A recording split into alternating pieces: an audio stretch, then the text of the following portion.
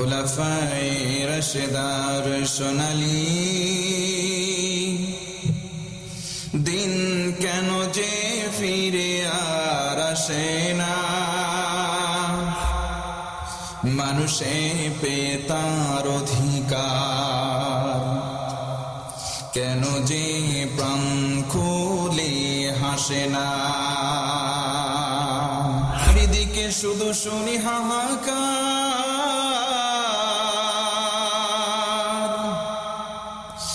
অন্যায় জুলুম বিচার,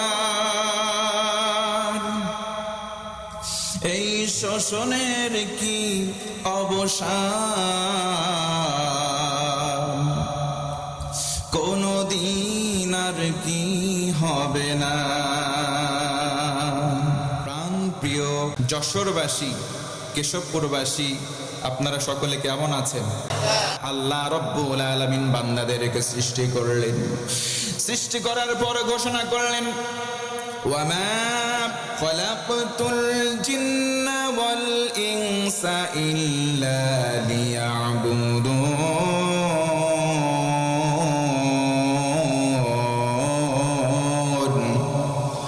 তো মহব্বতে বলেন আল্লাহু আকবার।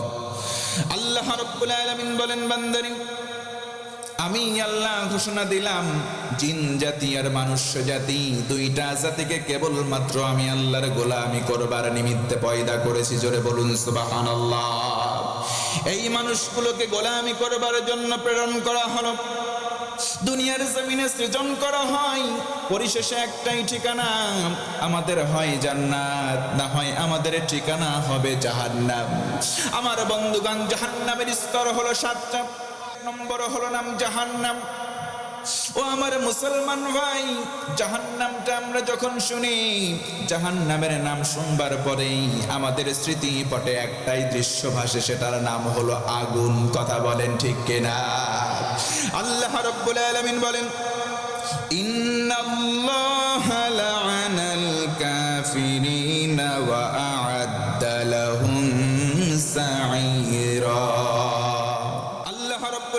বলেন বান্দারি, যারা হবে কাফের, যারা হবে অস্বীকারী, তাদের জন্য 1 নম্বর স্তর, তাদের জন্য নির্ধারণ করা রয়েছে জাহান্নাম। আমার ভাইয়ের, আমার বন্ধুগণ, মনোযোগ বাড়াতে হবে। 2 নম্বর নাম হলো লাযাব। ও আমার ভাই, যারা মানুষদেরকে দান করতে অনীহা প্রকাশ করে, কেউ যদি আল্লাহর ওয়াস্তে আমার আপনার কাছে চায়, আমরা যদি না দেই, জাহান্নামে যদি যাই, লাজার মধ্যে আল্লাহ দেবেন। জাহান্নামের স্তরের 2 নম্বর হলো লাযাব। আমার আল্লাহ বলেন, ও গোলাম, কাল্লা ইন্নাহা লাযা। এটা হলো প্রজ্বলিত আগুন। মোমবাতির মধ্যে আগুন যখন জ্বালানো হয়, মোমবাতির আগুন নিচের দিকে যাবে না, উঁচু দিকে যায়। আবার যখন আপনি বাতির মধ্যে আগুন লাগাবেন, বাতির আগুন নিচের দিকে নয়, বাতির আগুন ওঠে উপরের দিকে। কথা বলেন ঠিক কিনা? ও ভাইরা, আমরা বলি পানির ধর্ম আছে, আমরা আবার বলি আগুনের ধর্ম আছে। পানির ধর্ম হলো প্রবাহিত হওয়া, আগুনের ধর্ম হলো উঁচুর দিকে যাওয়া। আমার আল্লাহ বলেন, গোলাম, কেউ যদি দান করাকে অস্বীকার করো, কেউ যদি মানুষদেরকে দান করার সমর্থ থাকার পরেও দান না করো, তারা যদি জাহান্নামে যাও, তাদের জন্য লাযাব। আমার আল্লাহ বলেন, লাজার উপমা কি জানো? সেটা হলো প্রজ্বলিত আগুন, যেই আগুন উপরের দিকে যায়। আল্লাহু আকবার। আমার বন্ধুগণ, মনোযোগ বাড়ায় দেন। 3 নম্বরে জাহান্নাম হলো হুতামা, যারা কিনা গীবত করে। আমার আল্লাহ বলেন, বান্দা, গীবতকারী বান্দাদের কেমন পরিস্থিতি জানো নাকি? গীবতকারী যারা বান্দা হবে, তাদের জাহান্নামের স্তরে দেওয়া হবে হুতামা। ও ভাইরা, জানতে চাই, আমাদের সমাজে ছোট আর বড় এমন মানুষের ভেতরে বলেন তো গীবতকারীর সংখ্যা আছে না নাই?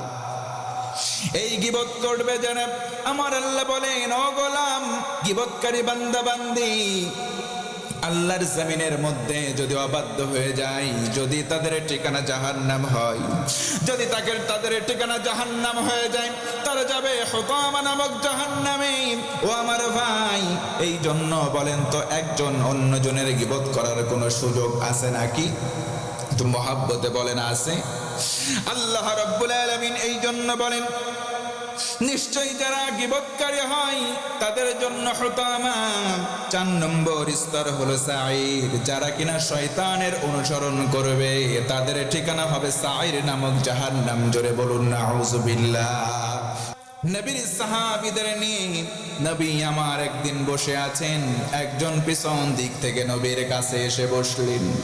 বসার আগে নবীজি বললেন, আমার সাহাবীরা মনোযোগ বাড়াও, এখন যেই ব্যক্তি আমার সামনে এসে বসবে সেই ব্যক্তিটা হলো আল্লাহ রাব্বুল আলামিনের জান্নাতি মেহমান।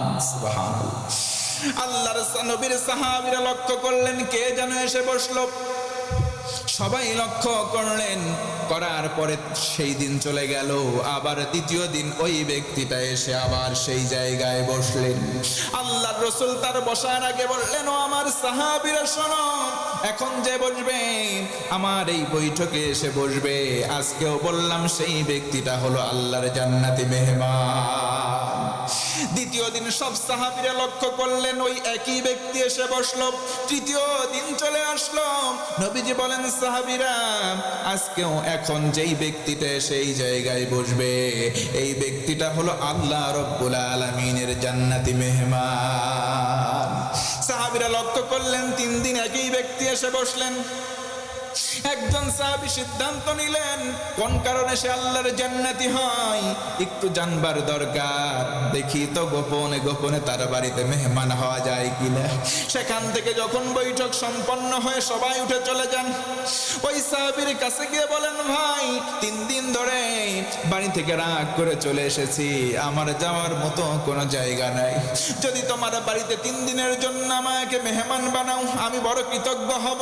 আল্লাহর নবীর সাহাবী যাকে জান্নাতি মেহমান বলে আখ্যা দেওয়া হলো সে বলল, কোনো সমস্যা নাই। জোরে কোন সুবহানাল্লাহ। 3 দিনের জন্য মেহমান করে নিয়ে গেলেন। আল্লাহর নবীর কৌতূহলী সাহাবী সিদ্ধান্ত নিলেন, আমি লক্ষ্য করব গোপনে গোপনে কোন কোন আমল সেই সাহাবী করে, যেই আমলের কারণে আল্লাহর রাসূল তাকে জান্নাতি বলেছেন। সুবহানাল্লাহ পড়েন। লক্ষ্য করলেন মনে মনে কি করে, তাকিয়ে তাকিয়ে লক্ষ্য করে দেখেন স্পেশাল কোনো আমল নাই। দিন সম্পন্ন হয়ে গেল, রাত্রিবেলা ঠিক স্বাভাবিকভাবে নামাজ আদায় করে শুয়ে গেলেন। সারা রাত্রিবেলা আর কোনো ওঠার খোঁজ নাই। আবার সকালবেলা উঠলেন, স্বাভাবিক ইবাদত করে কাজের সন্ধানে চলে গেলেন। আবার দিন শেষে চলে আসলেন, রাত্রি হয়ে গেল, ঘুমিয়ে যায়। নবীর সাহাবী সিদ্ধান্ত নিলেন, আহারে 2 দিন চলে গেল, কোনো আমল তো পরিলক্ষিত হলো না, হয়তো তৃতীয় দিনে আমলটা দেখতে পারি। কিন্তু মজার বিষয়, তৃতীয় দিন চলে গেল কিন্তু কোনো আমল তার চোখে পড়ল না।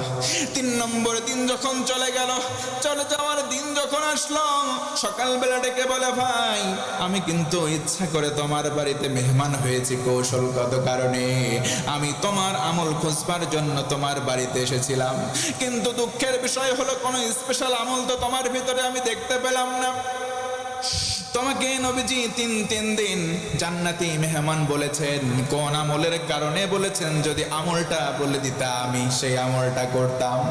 আল্লাহর নবীর সাহাবী বললেন, তেমন কোনো আমল নাই, তেমন কোনো উল্লেখ করার মতো আমল নাই, তবে রাসূল যদি কথা বলে থাকেন আমার ভেতরে স্পেশাল নয়, বরং একটা আমল আছে যেটা আমি নিয়মিত করি। কোন সে আমল তুমি নিয়মিত করো সাহাবী ভাই বলো?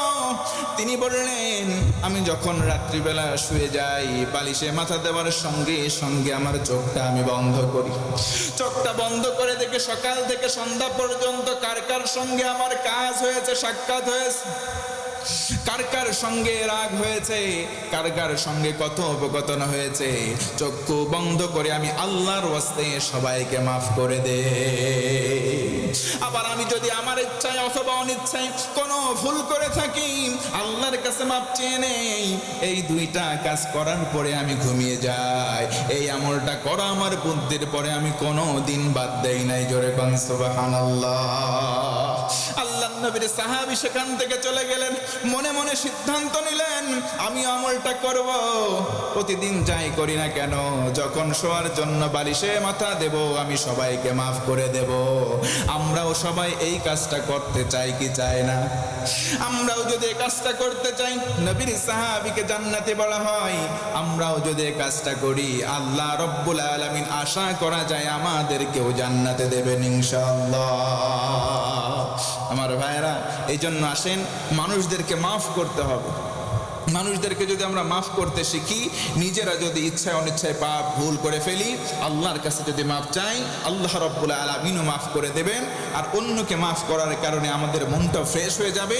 আল্লাহ রসুলের ভাষ্য অনুযায়ী এই ব্যক্তিটা জান্নাতে মেহমান হবেন। সুবহানাল্লাহ।